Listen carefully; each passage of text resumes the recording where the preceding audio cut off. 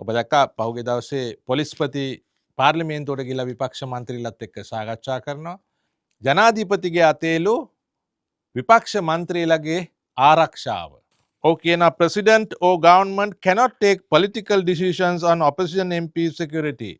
ඒ කියන්නේ දේශපාලන නියෝග ඉටු කරන්න ගිහිල්ලා ඔබට මතකයි ලලිත් වීරතුංග මහතා සහ අනුෂ පැල්පිට මේක අපි කතා කරන්න ඕනේ හේතුව තමයි අපිට තේරෙනවා ආණ්ඩුව මෙතන පොඩි අමුතු වැඩක් කරනවා කියලා. ඊශ්‍රායලය සහ පලස්තීනය අතර හමාස් ගරිල්ලෝ අතර මේකෙදි ගාසා තීරයේ මිනිසුන්ගේ බඩගින්න හංග බඩගින්න වෙපනයිස් කළා.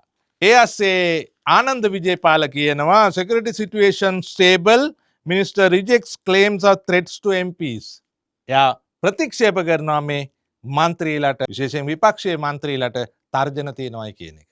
යාපනයේ විශ්වවිද්‍යාලයේ පුස්තකාලේ සීලිමේදී අහුවෙලා තියෙනවා සීලිමේ තිබිලා ඒ අවියායුධ ජීවඋණ්ඩ T56 උත්සවයේ වෙලාවේ මොන තරම් ආරක්ෂකයෝ අඩියෙන් අඩිය දාලා තිබුණද කියලා සෙනගස්සෙත් මේ තමන්ම ආරාධනා කළා තමන්ගේම කතාව අහන්න ආපු මිනිස්සු සියත ටෙලිවිෂන් එකේදී මේක සුනිල් සෙනවිගෙන් ඇහුවාම සුනිල් සෙනවි කියන්නේ ආගමික සංස්කෘතික කටයුතු කැබිනට් ඇමති එයා ඒක ගැන මෙලෝ දෙයක් දන්නේ නැහැ එයා බබා